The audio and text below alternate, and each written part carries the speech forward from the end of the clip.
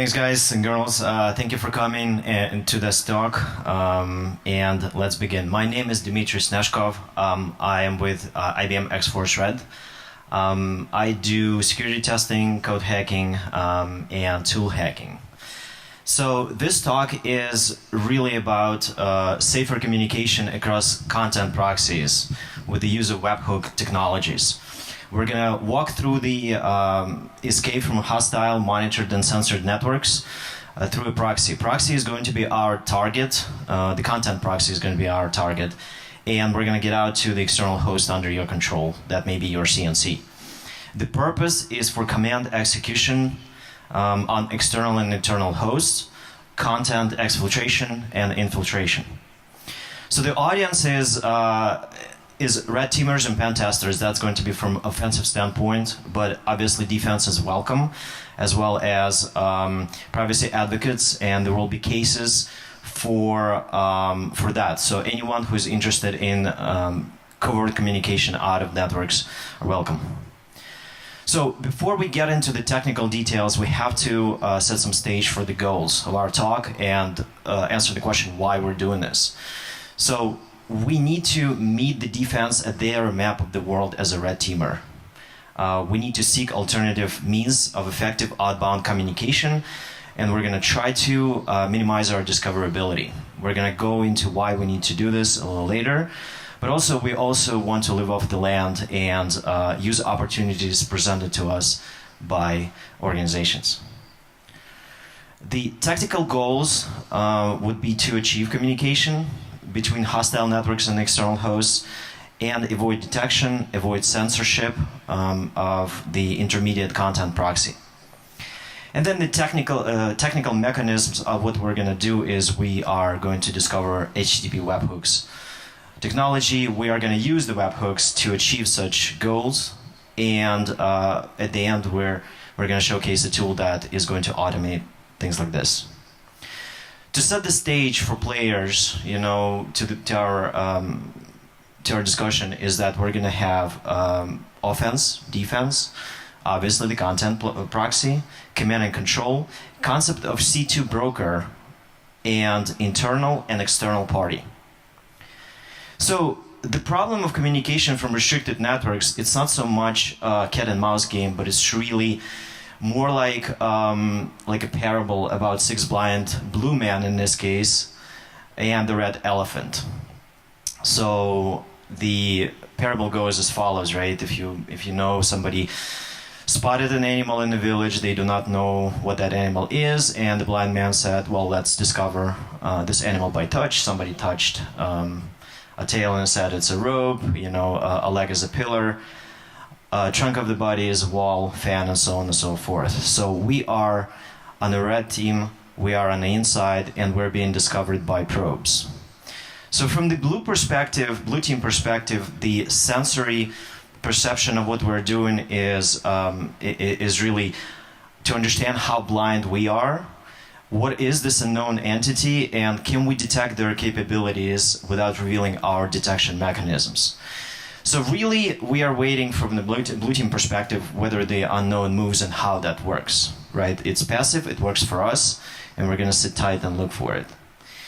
But the red team perspective is different. The elephant, the red team elephant, has to know what that environment really is. What is this unknown environment? What can they do to me? How many defenses, where, how? So the wish for the red elephant is to stay put and to understand what's going on, but unfortunately, the reality is that the red team has to move first. And when what happens, it's a game of first move, but unfortunately, first move may kill, right? If you're in quiet environments or supervised environments, moving through proxy, moving content through proxy is going to be very challenging sometimes. So the outcomes for the elephant are threefold. The first is the unsafe negative outcome. The second is safe negative outcome. And the third is safe positive outcome. Let's go through that. The unsafe negative outcome is pretty bad. You're being caught, you're done, and you're out. The safe negative outcome really is about discovering the sensors, the blind man sensors, what they are prior to your first move or very shortly while maintaining stealth.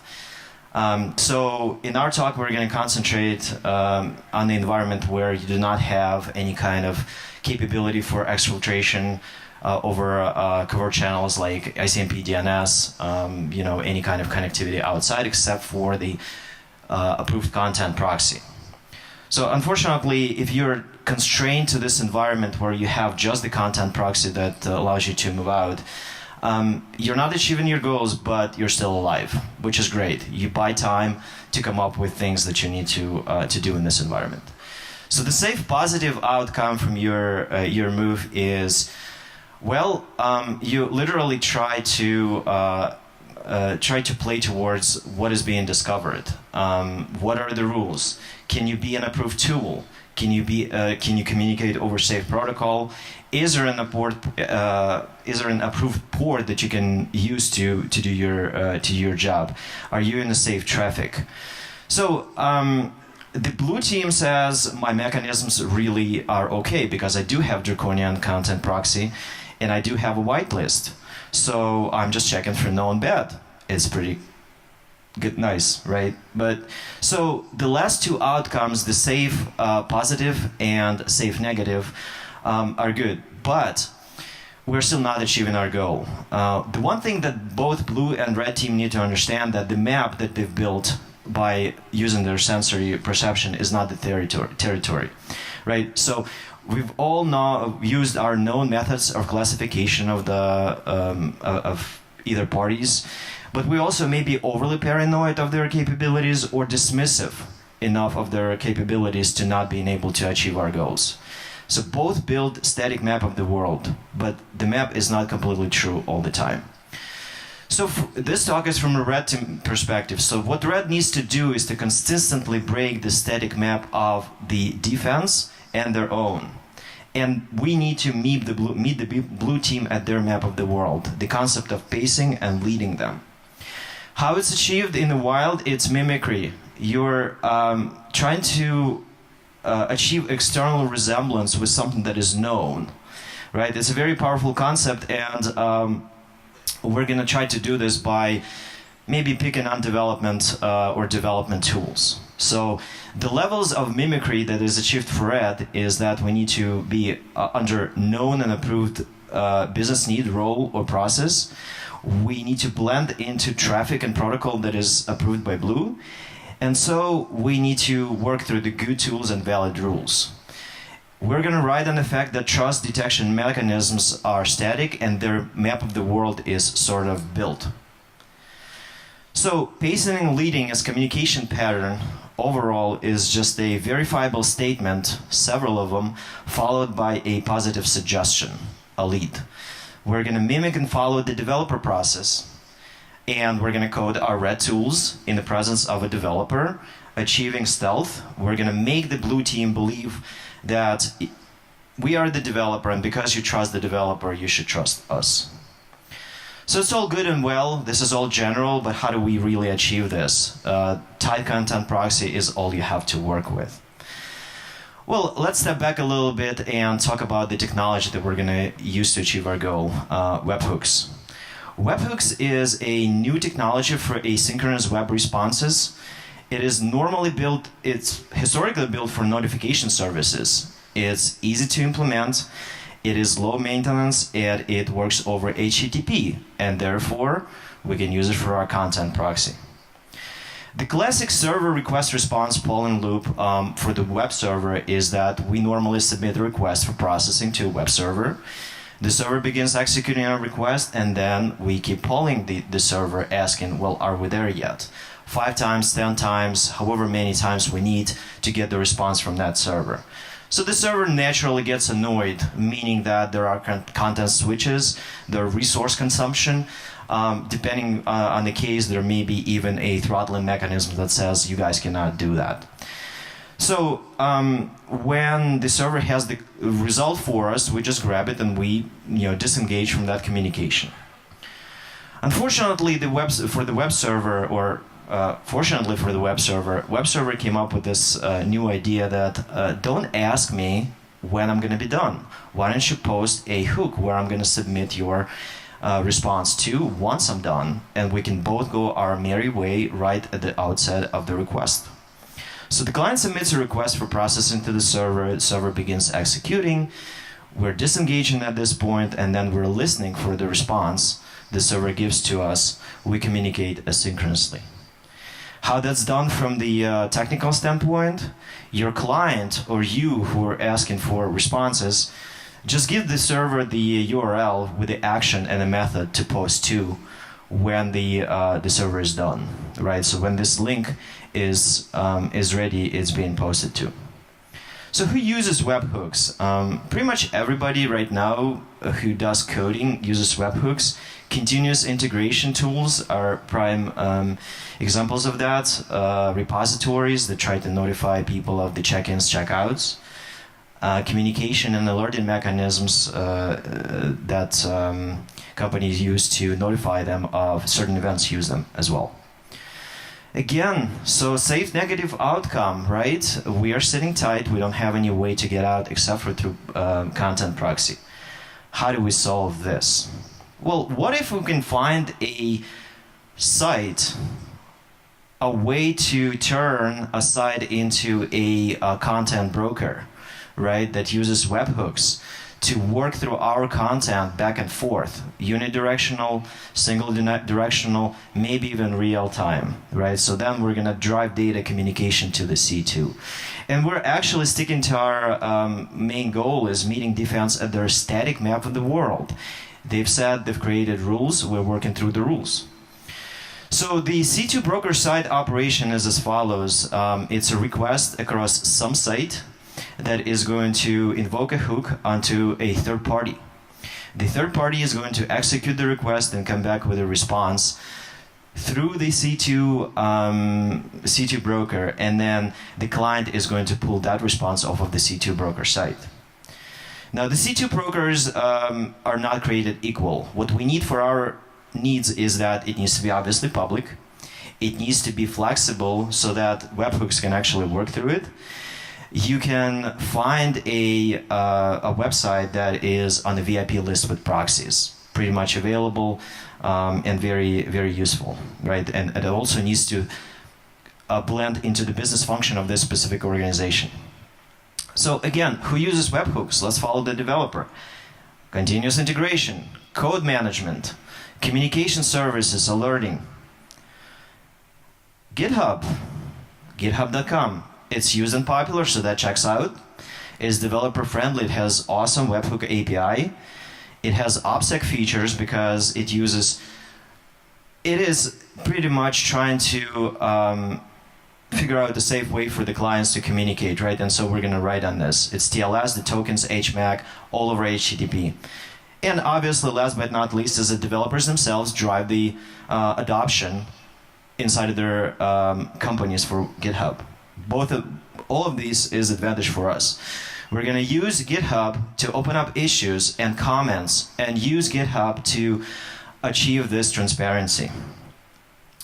So Octahook is a toolkit that is going to automate this. We're going to use GitHub as our C2 broker to communicate to our C2 machine on the outside. How that's done? Well, you create a repository on GitHub, you register a payload URL, which is our webhook.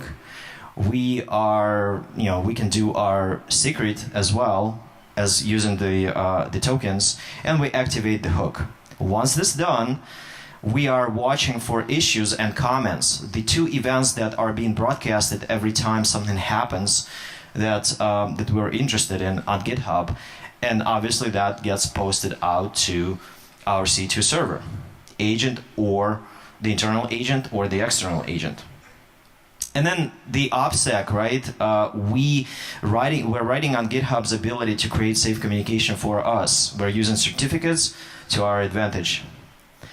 So Octahook agent and server is the same thing, right? You come up on both sides the same way. It uses Git issues to communicate requests. It uses comments to to shuttle responses back. It's a straight YAML and JSON response, also feeding into the model of keeping with the blue team and understanding what they're looking for and what they're not looking for.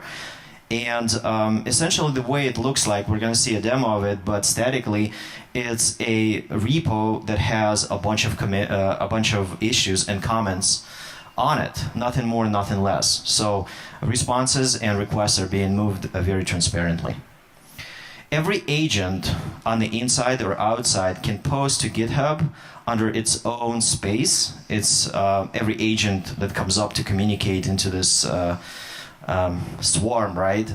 It has an ID. You can statically set it. And then everything that you shuttle back and forth gets stored under that ID.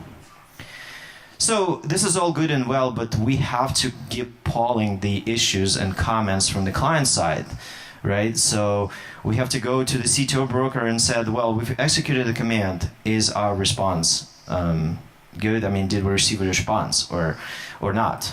That's not a big deal. We can get around GitHub throttling mechanism because we can check every second, right? We're doing it manually. That's not a big deal. But can we really improve? Well, it turns out that webhooks can work both ways, and at GitHub you can do 20 of those webhooks. So why not establish two-way communication from our client directly to the C2 over GitHub, over C2 broker? So now what we have two webhooks. One goes to the client side, the other goes to our C2, right? So we achieve real-time communication that way. And now we can play with roles. We can say, okay, well, on the inside, the agent is going to be the client. The server is going to be on the outside, or we can flip the roles, right? Now, as I mentioned before, the configuration for both client and the server, the agent roles on both sides are pretty much the same, except for the actual notion of a role. Am I listening, or am I executing, or am I subscribing for request and I'm asking the GitHub or C2 broker to do it for me? So when we go through the demo, we're going to look at asynchronous unidirectional command execution. The first case, right, when we can get to our C2, but we still need to manually pull our issue or comment for the state. Is it closed? Do you have any data output or not? The second is going to be asynchronous bidirectional communication, when we have both of the webhooks. One goes to the inside, the other goes to the outside. And then we're going to see the asynchronous content delivery. So the two phases in this is a shell execution of commands on one side or the other, and the other is the content delivery. For example, for the red team, if you forgot your toolkit, you can go to your C2 through GitHub and bring it back on the inside.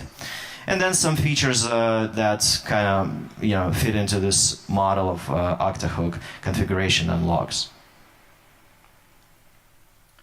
So first is going to be shell and execution. We're going to take it from the perspective of a client. We're on the inside.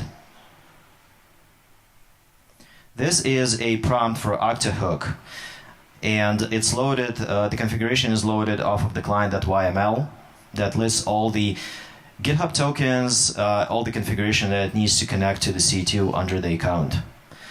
What's happening right now, the client is executing ls command on the C2 over GitHub. Notice that there is no response from that, because this is the first method when we're going to GitHub and polling for results. So we're checking on a specific issue that we know is open for our request. And see that it's in a closed state, it's in OS execution, and now we're going to poll for it. We're going to view the issue, we're going to view the comments, right? And so we have response from ls command that is coming from our C2. The bidirectional hooks, we're spawning off a real-time management thread that is going to listen. In the processor of Octahook, there's a web server that can come up to listen to the webhook coming in. And because it's a broadcast to any of the webhooks that are registered on GitHub, the response goes to everyone. So once we do RTM, We're going to execute ls again, and we should get a response. Right, real time. So essentially, the broadcast goes to both sides, the client on the inside and the C2.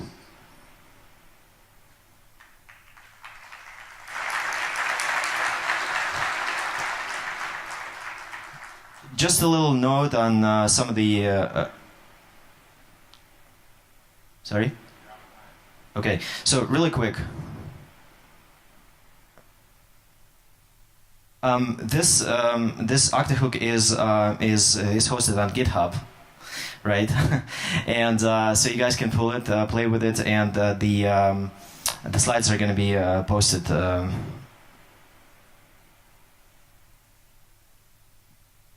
Soon. So one little thing that I wanted to mention is that what we're doing right now, we're creating a file on the C2, and we're going to try to bring that file back to the client by executing a put of this file to the GitHub, and then we're going to see how that's done. So really quick, this is how. Anyway, so last but not least, what can you do about that?